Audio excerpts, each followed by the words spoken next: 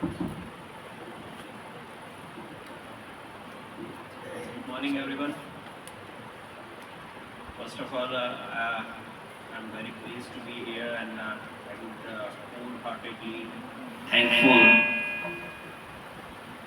to principal of this Ayurvedic College, Dr. Niranjan, for providing me this opportunity to be here and presenting something new concepts amongst you. I will try my best to give you a new perspectives. Since you are a student of Ayurveda science, it is very likely that when you enter into this field of Ayurveda, you must be having some dreams, some thoughts in your mind when you have entered and you have taken admissions into this college. I guess I think most of the students are from first year. So here actually I would just like to give you a different perspective than what you have thought. So let me start in a way. Can you just see here? Can you just at the end, sitting over there at the last? Can you see properly the presentation? Can you read? Raise your hand if you can see that. Okay, fine.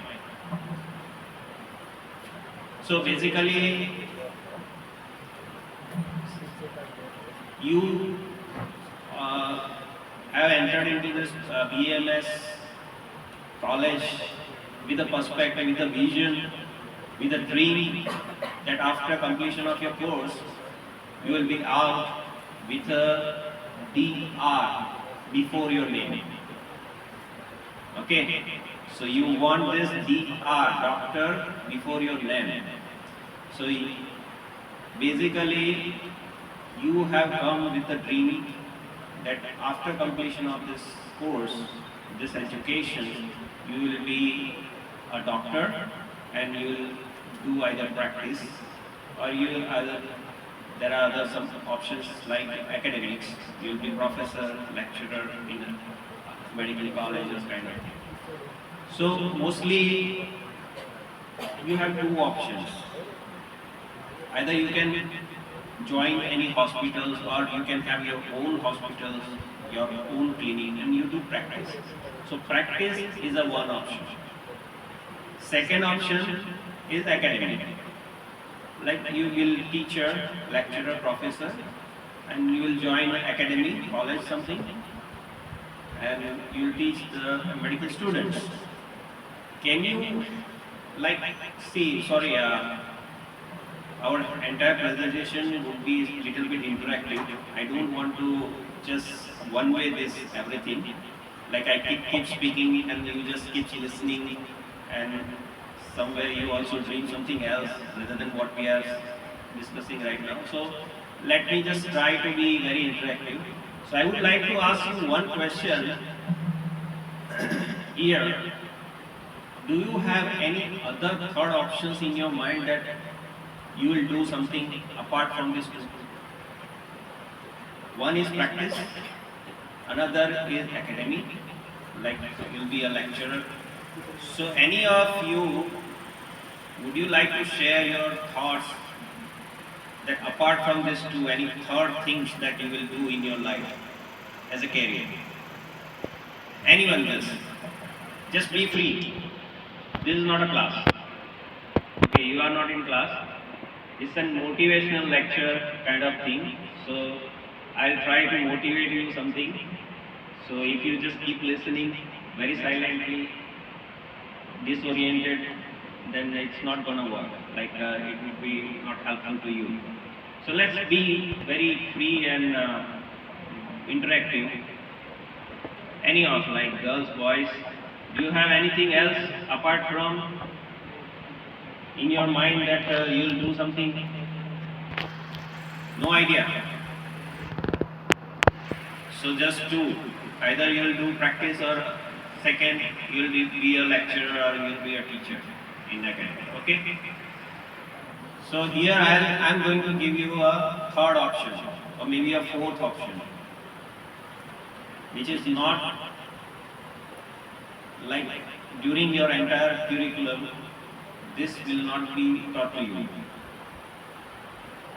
Everything what I am going to share with you, it just to sensitize you that apart from your doctor degree, with the doctor degree you can do something more than a practice. I know my few of the friends, they are doctors, they are doing clinics, they are doing practice, but apart from the practice, they are also serving Ayurveda by other means. So what else you can do? That's we are going to discuss during this presentation. So my title of presentation is Herbal Medicine New Age Business Opportunity. I guess most of the people are from Gujarat. Okay? Any from out of the Gujarat? No one. So basically, we Gujarati people are very much known outside the Gujarat. Everywhere you go, Gujarati people are known as business people, business community. So whether we do professional careers, like we have a degree of engineer, doctors, lawyer, everything, but ultimately, whatever we do, whatever the education we have, our ultimate goal is to earn out of this. Okay. Otherwise, it's not a right education. It's basically in our DNA. So here I am going to give you a perspective that apart from being an Ayurvedic doctor, you can do something else. Business. I don't know, even you don't know, after 5 years, 6 years, at what you will decide. Right now you have just entered into this education course, but after 5 years, maybe there is a 5 years, a very long period, and during this period you will come to know many other things. You will come across many other field of science, and you will also find your interest. Like there are multiple subjects, even in 12th, like there are chemistry, biology, maths, physics, science. So it's very obvious that your choice of subjects would be one or two. Like few of you may like biology or chemistry, they may not like the maths. So that way everyone has their preference of subjects. So even in BAMS there will be different subjects. Like in first year I think Padat Vignan is there, Sangeeta, Sanskrit, this language subjects are there. Very basic fundamentals you will be taught. So you will find your interest. In second year, third year, there will be new subjects you will come across. And you will come to know that which subjects you are finding more interesting and you will dwell into, and then you will get expertise in it. So you know these subjects in Ayurveda like faculty basically. It's a Kai Chikitsa, Shalya Chikitsa, Shalya Salakya is there. Okay, Stree Rog Prasuti Tantra, Kaumar Mritya, Padat Vignan, basic principles. These are the subjects in Ayurveda, faculties. And after graduation, if you are doing post-graduation, you will select one of the subjects out of it. So, if I say my subjects as it was announced from here, is a Dravya. So I'm just sharing very briefly my stories. When I completed my 12th and I joined the BMS, before that I was very fascinated by the allopathic drugs. So when I completed my BMS, even when I reached to my final year, almost I was very determined that I am not going to do practice. I have to do R&D in Ayurveda. I have to study the herbs. I just want to do something which nobody has done. And I thought that in Ayurveda there is a need of some more R&D to be done in medicinal plants and some medicines. So from BAMS itself, I developed my interest. I entered into this CAT exams, common entrance test for MD. I got third merit, and by that third merit, actually, I was supposed to get any faculty like of my choice, Kai Chikitsa, Panchkarma, whatever the faculty I wanted, I could have got at that time. But I specifically selected Dravya Guna. Now, Dravya Guna faculty at that time in university basically was the last choice for everyone. Like there are choice of subjects, Dravya Guna is always the last choice of every subject. Like if someone wants to do MD, the last merit person generally used to give, this university give that subjects. If you want to do MD, you have this choice only. Like you have no other choice like subjects. You have to do it with this only. So in my case, actually, I selected the Dravya Guna just because of my interest, and I spent my entire career with this Dravya Guna research only. So I am here right now in front of you. It's been selected as a motivational lecturer. It is because at that time in my BMS I selected Dravya Guna. Just because of that, I went to pharma in R&D sectors. Very few people are there from Ayurveda, and I got this opportunity to do something very useful and something which nobody has done. As some R&D we have done, some very basic research we have done during my my career of professional career of as a scientist in APC, like Ayurvedic Pharmaceutical Committee were there, APC project. I was supposed to be a scientist in standardizing the Ayurvedic medicine. So that was the very first approach from Government of India Ayush Department to standardize Ayurvedic medicine. And I was very fortunate enough to be a part of that. And that happened because I selected that Dravya Guna, and I very determinedly accepted that I want to do something in this sector.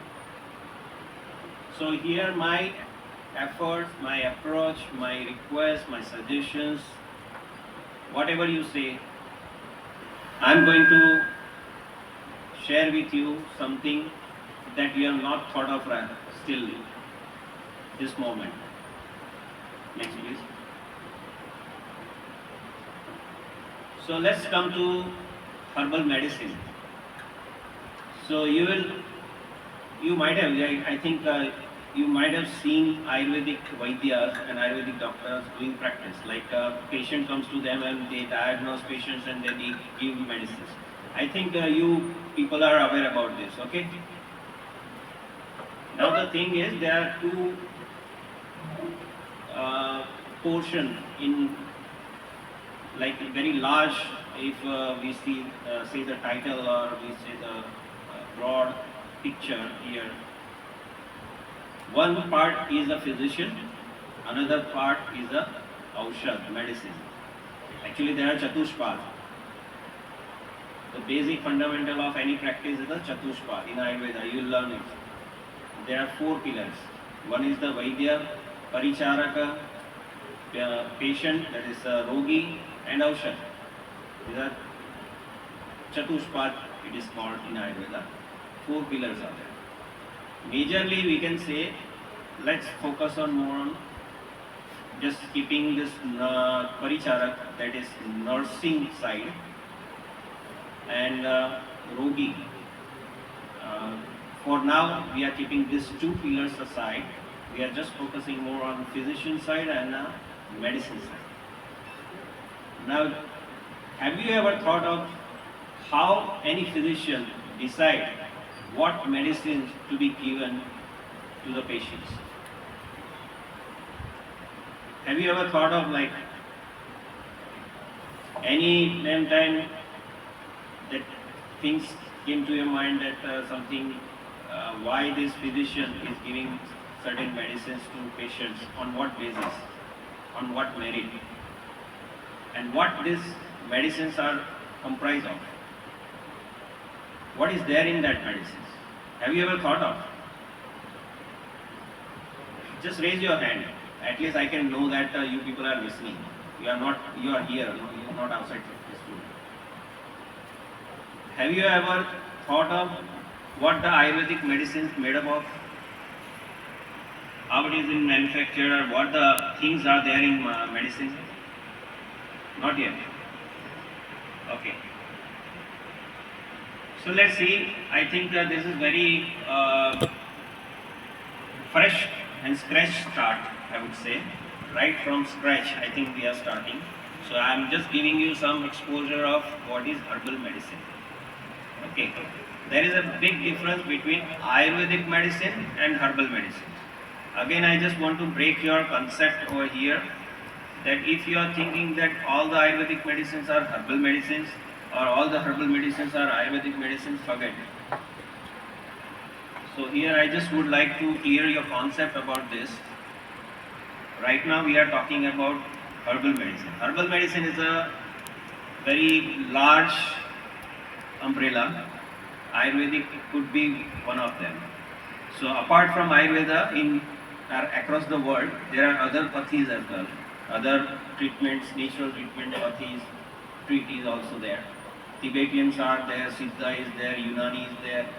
Even in USA, Europe, they have also their traditional medicinal system. We call it it's an Indian system of medicine. So that same way, US and Europe and other countries, Japan, China. China is called traditional Chinese medicine, TCM. So China also has very big heritage of their traditional medicines. So they are also using herbs. So herbal medicine is a very large title. Under that, Ayurveda and all, as I said, that the different pathis are there who are using herbal, medicinal plants as their medicine. So that comes under that title. So let me just clear this concept that herbal medicine is a large title.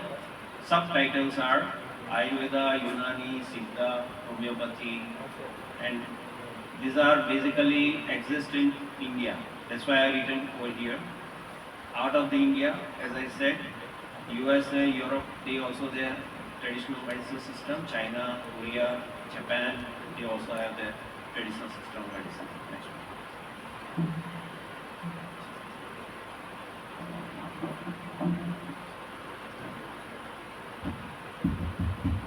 Hello.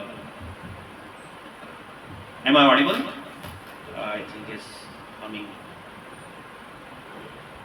Hello. I think it's fine. So let's come to the history of herbal medicine. Very brief. Actually, it's a very long history. There is an entire subject you'll learn in future about the Ayurveda Ityas, the history of Ayurveda. So yeah, I'm just beyond that. It's the history of herbal medicines. So when Ayurveda was existing, at the same time there are many other treatises also were there. So we can consider the herbal medicine, history of herbal medicine. So you can see that apart from India, in China, Egypt, Middle East countries, people from there also been reported to use the herbal medicines late in 3000 years before Christ, BC. African, Native American, indigenous culture also been found in many literature using the medicinal plants. So they also have their own traditional medicines. And from early 19th century, many of the, even this allopathy medicine, the Hippocrates, the father of this allopathy medicine. When he started this allopathic culture or a medicinal culture, in early times he was also using many of the herbs as a medicine. Next please. This medicine also being called medicinal plants, botanicals, herbal medicines. These are different names in different countries to refer this kind of meditation. So you also just be very attentive to that, if you come to know about this different names like medicinal plants or botanicals or herbal medicine, these are all same. So here, very briefly, as I said, this history of herbal medicine, basically it's from mankind when started, even not just men, even animals. In our Ayurveda history, it is also mentioned that animals also been found using herbs for their different ailments. So some animals like cattle, dogs, even wild animals. So if they have any problems, they go to certain medicinal plant, they eat it and getting cured. So that sense of using the medicinal plant is there in animal as well. And we can say that even our Rishi, our Ayurveda scientists and Rishis also, they observed this cattle and these animals using certain herbs. On basis of that also they have found that certain medicines can be used for certain disorders. So by observing that, many of the herbal medicine been found useful for humankind. So since the human exists, this medicinal plants also there, and gradually by the evolution of this humankind, the knowledge of medicinal plants been also increased, and now we have very large database of more than 7,000 medicinal plants in India itself, which has been used as a medicine. Now you have to be you have to have this question in your mind that how this herbal medicines works. Actually, usually this is not the stage where you be more curious about. The more you learn, you will have this curiosity, questions in your mind. Suppose so far, and like everyone at one point of time been admitted in hospital or maybe went to any doctor and took a medicine. Okay, તમે બધાએ ક્યાંક તો medicines લીધી જશે, કોઈક તો દવા ગળી જશે તમે.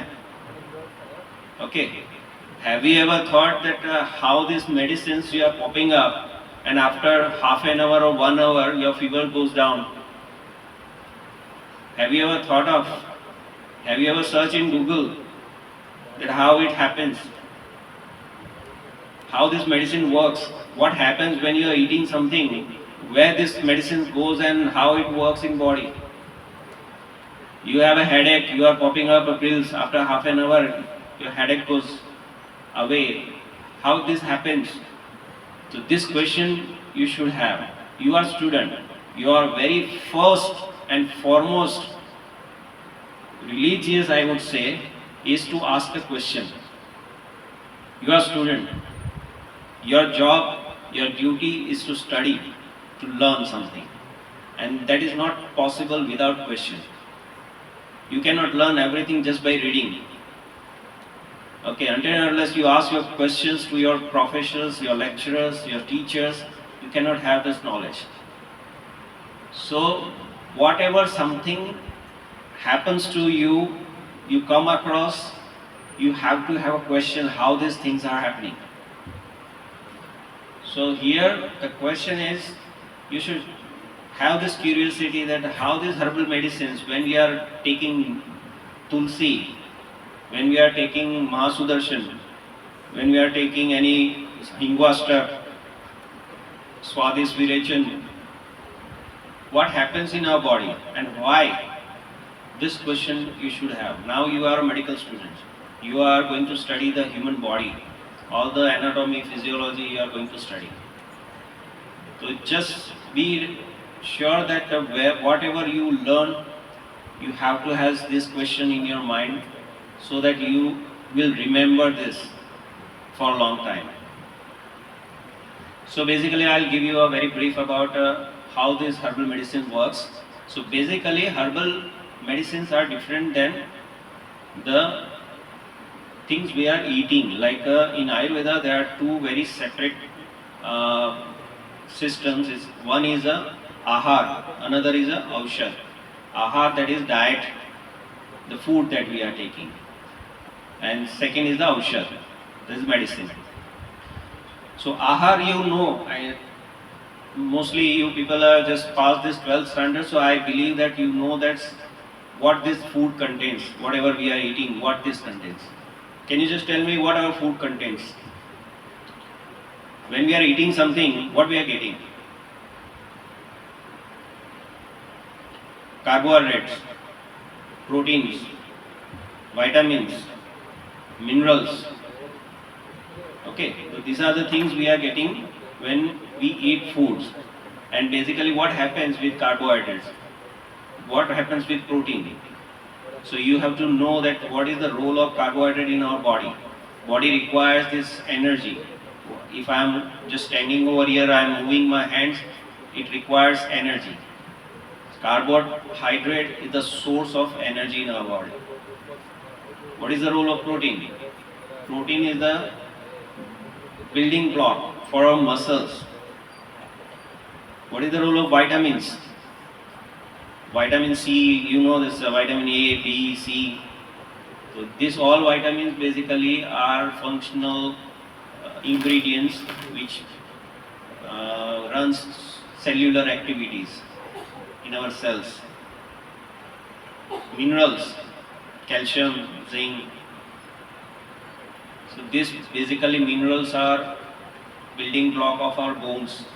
Magnesium, calcium, phosphorus, and also when trace elements are there which are very essential for cellular functions. So whatever we are eating is a food, and that comprise this something, and when we eat in our digestive system, all these elements been extracted in our body, in blood, and it reaches to our cells, and everything, that's entire body, actually all activities being run. The same way, the herbal medicines. Now the herbal medicines are not a source of carbohydrate, is not considered a good source of carbohydrates, proteins, vitamins. Herbal medicine basically contains bioactives. So bioactives, like there are certain compounds, chemical compounds, which is called natural chemicals, natural compounds, functional ingredients, which exerts certain functions in body, and that helps in relieving the disease. So like instance, polyphenols, there are polyphenol compounds like tannins, curcumin, gallocatechin, saponins are there, alkaloids are there, flavones are there, polysaccharides are there. So basically these are bioactive compounds. Turmeric, you know, haldi, turmeric, everybody. Anyone can just give me a very in short, why is turmeric yellow? Anyone? Any guess? Why turmeric is yellow? You will learn this. After this session, whenever you have a time, just go on a Google, search it. I have written here curcumin. Can you just read this curcumin? Curcumin is a bioactive compound which is responsible for yellow color in curcumin, this turmeric. And this is the main bioactive compound which is responsible for anti-inflammatory activity, antioxidant activity, liver stimulation activity, antibacterial, antiviral, adaptogenic. There are more than 17 different activities been found so far of single curcumin compound. You know amla, okay? everybody from you like having an impression that amla contains what? Vitamin C. Okay, amla is rich source of vitamin C. So we are getting vitamins from C from amla. Now if I say the vitamin C that in amla is just a 10% potency than other antioxidants compounds. If you can read the gallocatechins and tannins there, polyphenolic compounds, gallic acid, ellagic acid, these are 10 times more potent antioxidant than the vitamin C in amla. So here I am just telling you all this information I am sharing with you because you should know that if whenever you are eating amla, you should know that what actually you are eating, what you are expecting from this amla. And when you are taking amla churna, what you are getting into your body. So amla is known, curcumin also known as an anti-cancer agent. Now a lot of research is going on that not in India, even in US and Europe, across the world, many of the institutes are doing research on curcumin as an anti-cancer, anti-hepatitis, many other health benefits and medicinal activities. I think US and Europe, these countries are doing more intensive research than India on Indian herbs, to be very precise. Next. Now coming to the very important part of my entire this presentations. So here, right now, you have entered into this course, you are students, you are studying, you are paying fees to college, your father, your mother, like your parents are paying fees to your fees for this your educations to college. So basically, ultimately, as I earlier said, that if we are doing something, the end result or end point is how you can generate a revenue, income out of this. So once you are done with your graduation, maybe your proposed graduation, you will come out as a doctor, you will start practicing to earn money. As I said that you have two options right now in your mind, either you will do this practice or you will do academy, where as a lecturer you will join any college. Here the third perspective is you can start your own business. During your study, if you learn very deeply, properly about the herbal medicines, you will have another options of generating the revenue. And it's a big revenue. So I am just going to sensitize you about the how this herbal medicines market, global market is increasing. Actually, some figures you need to be very focused on. Right now, the current global herbal medicine market size is valued 71.19 billion US dollar. Let me just ask you, you are not speaking anything, I know that's nobody is just anything coming up out of your mouth, but do you know what is billion? Anyone just can raise hand if he or she knows what is billion. I have written BN. BN, that is billion. You know million and billion. You know? So what is million and what is billion? Any idea? There, last. Any idea about billion and million? Students only. Any just million, billion? You know the lakh, crore, abaj, बराबर? लाख, करोड़, अबज, हजार, 10,000, lakh, 10 lakh, crore, 10 crore, abaj. The same way, in European and US countries, they basically in 100,000 million, billion, they count their money in that way. Now just I'm asking you about this. What is the difference between million and billion? If I write MN is a million, if I write BN is a billion. Okay. Let me just, not expecting that any of you will be happy to interact. 71 billion is a, okay, very first is a billion is a abaj.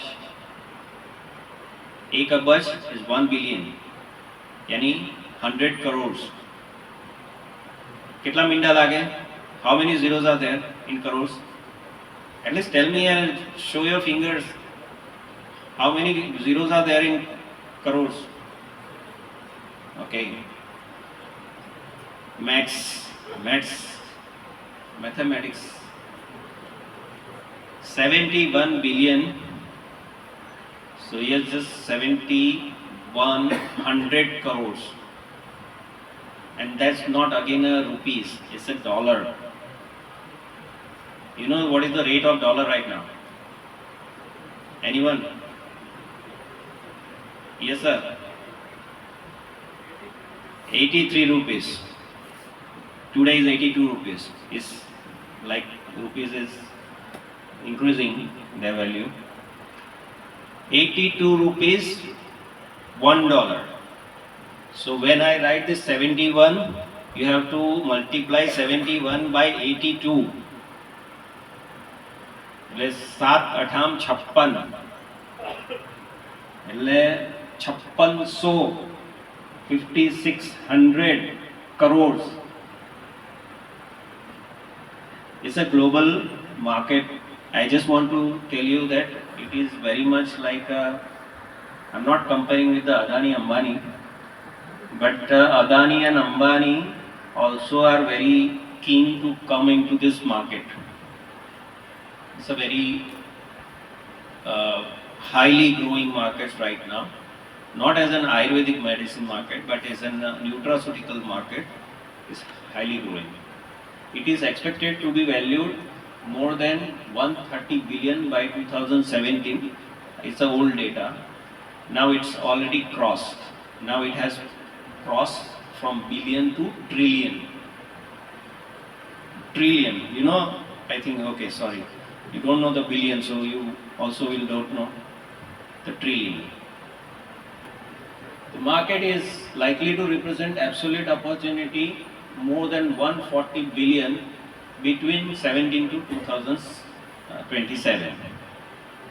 So these are the figures, like it's in simply words I will tell you, is 1,000 crores.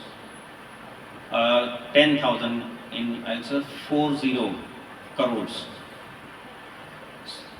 So even if you have a 0.00001% of this global market, you will be a crorepati. Okay. So money is there, but it's not easy, like you have to work hard for that. So first you complete your education properly, learn more about these herbal medicines. When you come out, you have to have certain very precise knowledge of these herbal medicines to have a choice for this career. Major contributors in this market are Ayurveda and traditional Chinese medicine. Again, very a fact, it's a global fact. I'll share with you. But just ask you, just to sensitize, in this entire herbal medicines, what do you think that, what is the share of Chinese traditional medicine market, this Chinese medicine, the market share of this Chinese medicine in global? What do you think? How many percentage would be there? The total global market, I said that the USA, Europe, this China, India, Japan, Korea, they all are dealing in herbal medicines. What do you think that, what is the share of this Chinese medicine into that, and what is the share of Indian medicine in global market? Do you have any idea? Google it after this. Chinese medicine is almost 30% in global market. So if you see 130 billion, 30% is taking China, benefits of it. The 30% chunk is going to China. And what is the turnover from India now? Can you guess? Any guess here? કંઈક નાસ્તો તો કર્યો હશે ને સવારે? એક gas તો થઈ શકે. કોઈ 10, 15 કંઈક તો આંકડો બોલો. Okay, it's just a 2%. Against the 30% of Chinese medicine turnover, Indian share is 2%, somewhere around 2 to 2.5 at this moment. Indian medicines, in India, there are more than 1 lakh herbs been reported growing in India. 1 lakh herbs. Database is there. Out of that, approximately 7,000 plants been used as in medicine, herbal medicine. So not in Ayurveda, like comprising all.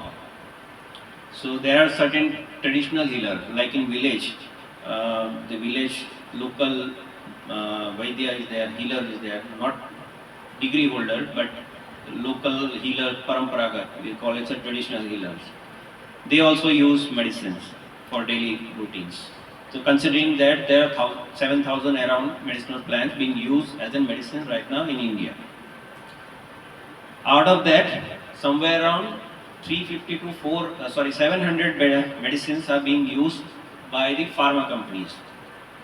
Considering like all north to south, entire India, all these Ayurvedic pharma companies, together they are consuming around 700 species of medicinal plants as in medicine. And out of that, somewhere around 40 to 50 medicinal plants are there which are exported. So you can see the opportunity or the scope. So out of 700, just a 50 medicinal plants being exported. So there are 650 other plants still remaining to be exported, but they are not being exported because they don't have sufficient data. So our government, our Ayurvedic system, or Indian system of medicines, they don't have sufficient standardized data on which basis they can say that these herbs can be used in certain disease and can clear the disease in certain time or within certain dose. So this data is not available. That's why the Indian share is just a 2%. At the same time, Chinese medicine, they have this standardized data, and this TCM is being recognized by US and Canada as a medicine. And given this authorization that Chinese people can practice or can prescribe medicines in US itself, which is not there in case of Ayurveda. So this is one of the reasons. Next, sir. So here I am just sharing a graph of the global market, which is increasing year to year, herbal medicine market. So here different dosage form are written here: tablets, capsules, powders, extracts, and others. So basically these herbal medicine are in form of either tablets or some capsules, or maybe syrups, liquids, churna, extracts. So these are different dosage form by which this medicine been given to patients. So this is the growth of from 2014 to 2024 in billion. 140 billion. Started with 63 billion. Now it has reached to 140. It will reach to 140 billion. It is expected, but this is the whole data. It has already crossed the 140 billion. Next. So now I'll just give you a superficial like a very bird eye view that how this herbal medicine in which form it is being used by which category, in which category it is being used. So just a very broad categories I am sharing with you. These are the therapies like medicinal therapies, personal care, aroma, food and dietary, nutraceutical. These are the categories under which this herbal medicine is being used. Medicinal, that's Ayurvedic medicine, as in medicine we are giving. Personal care, that is cosmetic. Right from morning, toothpaste to evening, whatever cosmetic that you people are using, you might have seen that many of the cosmetic are having some herbal extracts now. Neem face wash. Himalaya has used the neem face wash. So neem they have added in face wash. So that is basically a cosmetic products, and they are now also having this herbal medicinal plants extracts and aromatherapy. The essential oils like tulsi essential, rosemary, cinnamon. These are the herbs which are having this aroma, the essential oil aroma. This is also being used as an aromatherapy. Food and dietary supplements and nutraceuticals. So mostly food and dietary supplements like Ayurveda, whatever the Ayurvedic product like Mahasudarshan Churna, Shitobaladi Churna, Trifla Churna, these are all medicine for us. But the moment you export it, it reaches to Europe or USA, it is considered dietary supplement. It's not medicine. It's just a food supplement. Okay, they don't see it or consider it as medicine. So it's a food and dietary supplement.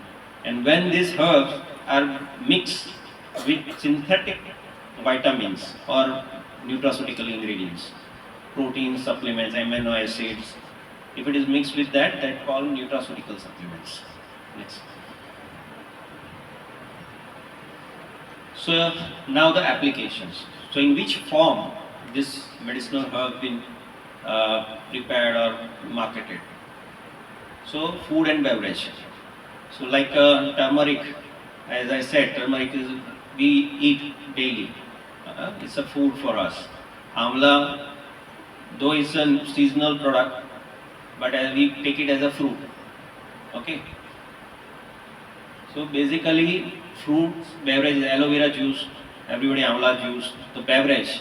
So basically, this medicinal plants also can be used like converted into a product like foods and beverage.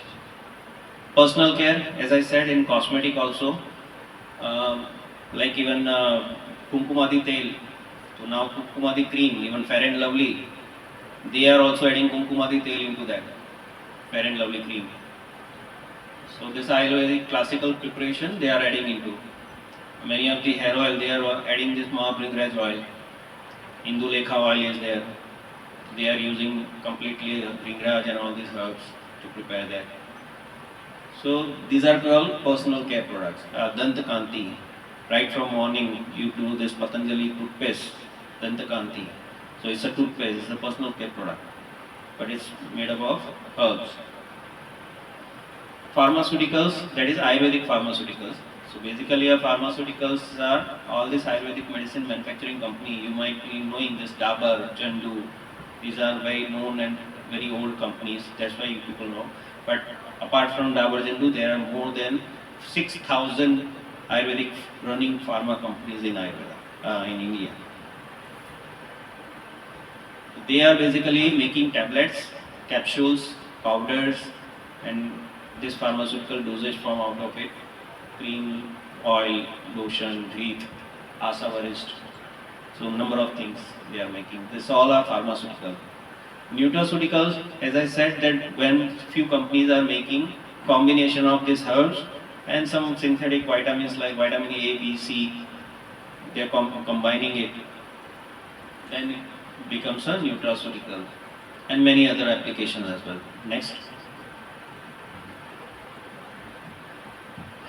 So what are the plant source? What are the source being used for this making this medicines or dietary supplements? Mostly whole herbs.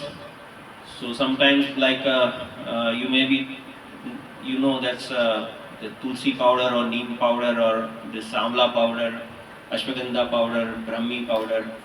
These are all powders, single herbs, whole herbs basically just grinded into a powder and been taken. So this chuna also like given as a medicine. Fruits and flowers. Whole herbs like entire panchang, whatever is above ground, sometimes maybe below with the roots, entire plant is, if it is being used, is called whole herb. Fruits and flowers, so suppose like amla is a fruit, there is no other appendages of amla is being used, only fruit is being used. Flowers, so like there are this ketki flowers are there, rose petals are there, is this gulkand is there. So gulkand is made up of rose petals. So flower is there. Seeds are there. The seeds in fruits, leaves, bark, roots. So these are the different parts of plants used for making the medicines. Bark, Arjuna is the bark. It's a very famous for blood pressure and cardiac disorders. Roots like ashwagandha, you might have heard the name ashwagandha roots. So only roots are being used as in medicine. Leaves, yeah, tulsi leaves. ચાલતા ચાલતા ઘણી વખત આપણે ખાઈ લઈએ છે તુલસીના leaves are there. So basically these are the different parts of plants which are being used as in medicinal plants. So in what form it is being marketed? Dry powders, so like as I said, ashwagandha, brahmi, tulsi, the neem, these are basically also in form of dry powders being marketed. Fresh juice, Patanjali juice, you might be knowing this, Karela juice, aloe vera juice, amla juice, giloy juice, these are fresh juice. Extracts, basically extracts is not directly used, it is used by pharma companies to make a medicine or tablet or capsule, so it always comes in a form of tablets. Essential oils are there, as I said, there's cinnamon, clove, peppermint, these are essential oils. Your topical cream or gel or spray for pain, Volini, this Fostin relief, then moo. So this moo is basically containing eucalyptus oil, clove oil, peppermint oil. These are the oil, basically they are analgesic. They are used. Spray dried powders. So basically juice like amla juice, that juice also converted into a dry powders. You just evaporate entire water part, it becomes a dry powder. Gum and oleoresin. Gugulu, have you heard the name Gugulu? Google નામ સાંભળ્યું છે ને? In Ayurveda it's called Gugulu. Because Google is not source of Google, it's a Google. The Gugulu is basically a gum, a resin, which is extracted from the plants, and it's very good analgesic property. So mostly pain related disease it is used. So these are the basically different form of this medicinal plants used in making the medicine. So these are the dosage form. Now you also need to understand that what are the dosage form right now currently being, and there are many that like in future will be developed, but most frequently and commonly used are this like pharma dosage form.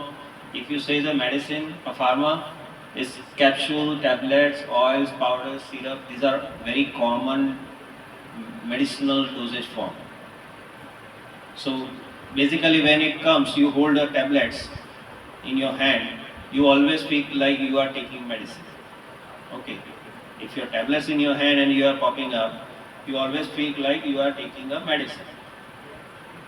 In case of food supplement, it's a beverage or confectionery. So in case of amla juice, you don't feel like it's a medicine. You feel like it's a supplement for good health. Okay. So amla like candy is also available. Amla candy, mithi, khatti, candy is also there. So when you eat this candy, you don't feel like you are taking medicine. You just feel like you are taking supplements. something good for health. Personal care, cream, lotion, toothpaste, soap, shampoo, all toiletries, these basically comes under personal care. Next. So basically where you are, if you have already prepared these products, where you will market it and how you will market it. These are the area where this all nutraceuticals, food supplements, essential oils, aromatherapy, everything being sold. Retail stores, medical stores, grocery stores, hypermarkets, supermarkets, natural and health food stores, and online. This is the age of online. Okay, everyone, I think you people are very much frequently buying things from Amazon, Flipkart, online, big baskets or offers. So you are very used to have this online now, but still, Ayurvedic herbs and medicine is so innocent. It is considered like a so like very common and very safe. It can be sold on retail stores, hypermarket, supermarket, grocery stores, even panna galla par પણ ઘણું મળી જાય તમને. Sometimes on panwala shop, you also get certain medicines like Hawaban headache. You will get it from there. Next. So here I am just coming to a very serious part now. Serious part in the sense that suppose I am so far successful to give you a vision that okay, you find it a bit interesting, that you may think of going into this field of pharmaceuticals or herbal medicine market. This is very important for you to understand. Mostly all these herbs basically converted into extract. Extract is basically a very concentrated part of herbs. And this extract market, as I said, there are somewhere around 40 odd plants are being exported. So it is not whole herbs are being exported. It's not tulsi pan is being exported. It's basically a tulsi extract is being exported in form of extract in a concentrated form, which is directly can be added into capsules or tablets and can make a tablet out of it and easily can be sold as a medicine. Now this extract basically, the market is 27 billion was by 2016 and it is expected to be 44 billion by 2024. It has already crossed 50 billion just as per the recent states. So 50 billion, again 50 billion, એટલે 50 abaj, એટલે 50, 100, એટલે 5,000 crores dollars. Okay, you cannot even count the zero into it. So you can think of that what a big market it is. So basically these extracts are dark in color, bitter in taste, maybe as per the herbs physical characters, these are in different colors and different tastes and characteristics. Next please. So you should have a question that why these extracts are being exported, what these US and Europe countries are doing with it, how they are using it in their products or in medicines, and why. Very foremost question is the why. So because herbal medicines are considered less toxic than the allopathic medicines.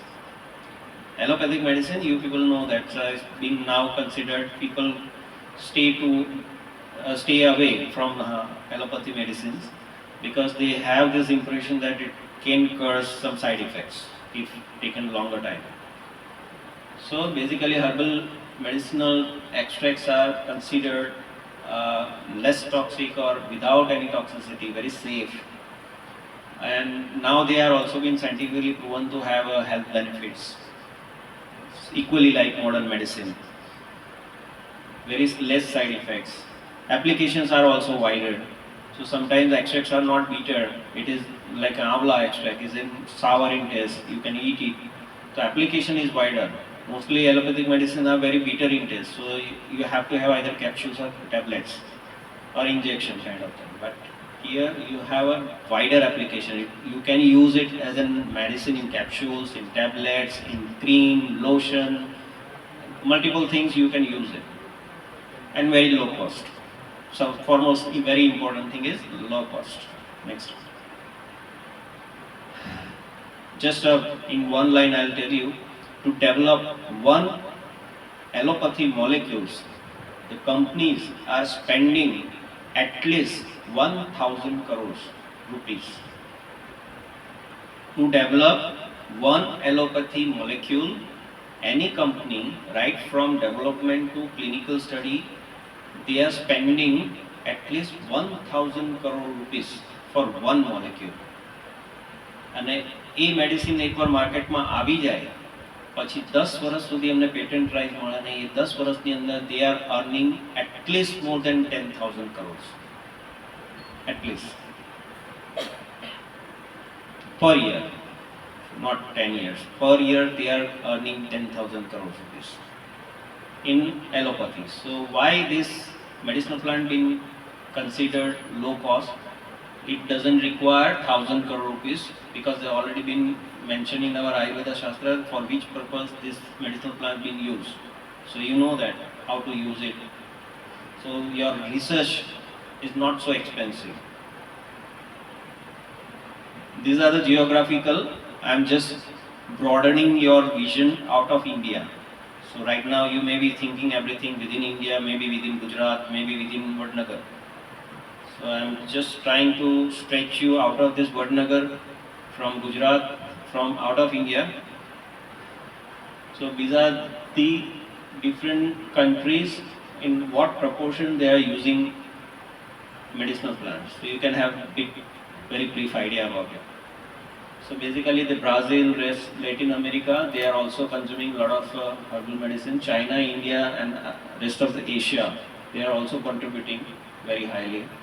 And US and Europe, green is the USA and red is Europe. They are the major market for this herbal medicines, biggest markets. Next. So in US and Europe markets, the most demanding and lucrative for herbal products. So basically, British Herbal Medicinal Association is there in Europe, which is handling the traditional medicine systems. So basically, they are just to give you a brief idea how prone they are to herbal medicines.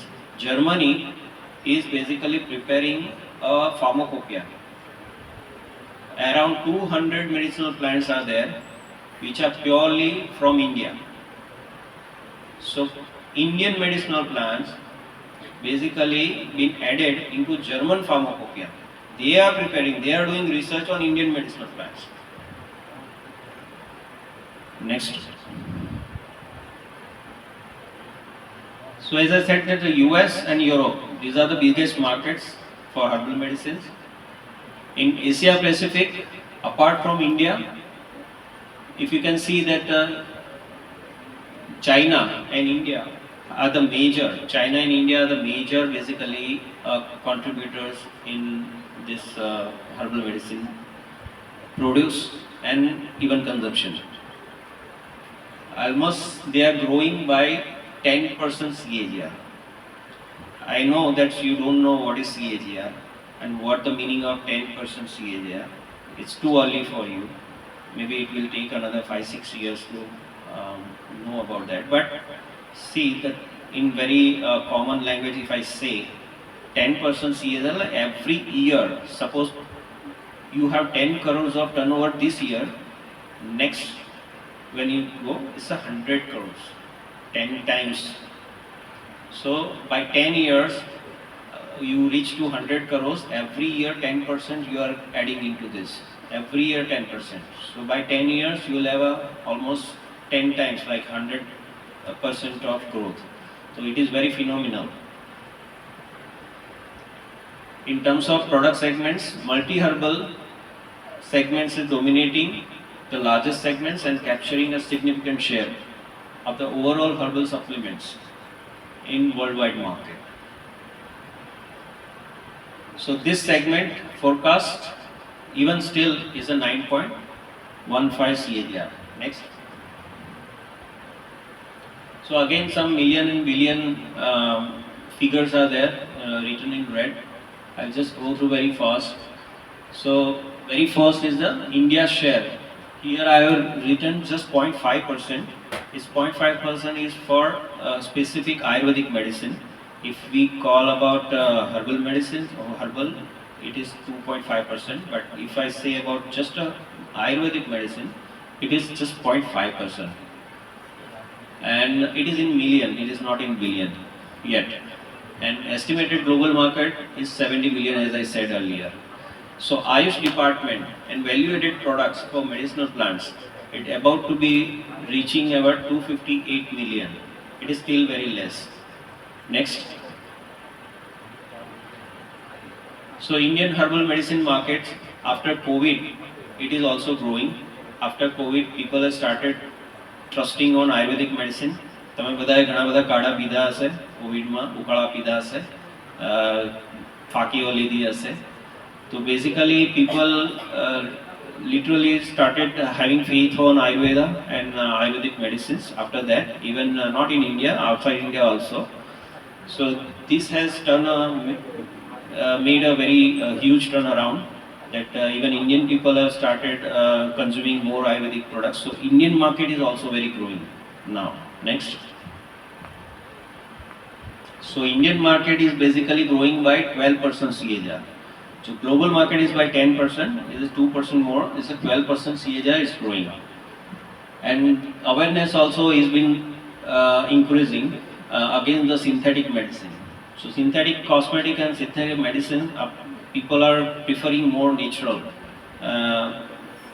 herbal products now in their daily use. So there is a rising awareness and attractive marketing, like new companies has come up. You might be showing this Mama Earth, and in cosmetic, whenever you open Mama Earth products comes around, wow. Then wellbeing, Setu, these are the companies. Very aggressively they are marketing these products. So Dabur, Himalaya, Patanjali, you know that earlier they were in medicine. Now they are also, they are biscuits and cookies and this honeys and everything they are making. Even gym supplements also, protein powders and everything they are making now. Just because of that. Next.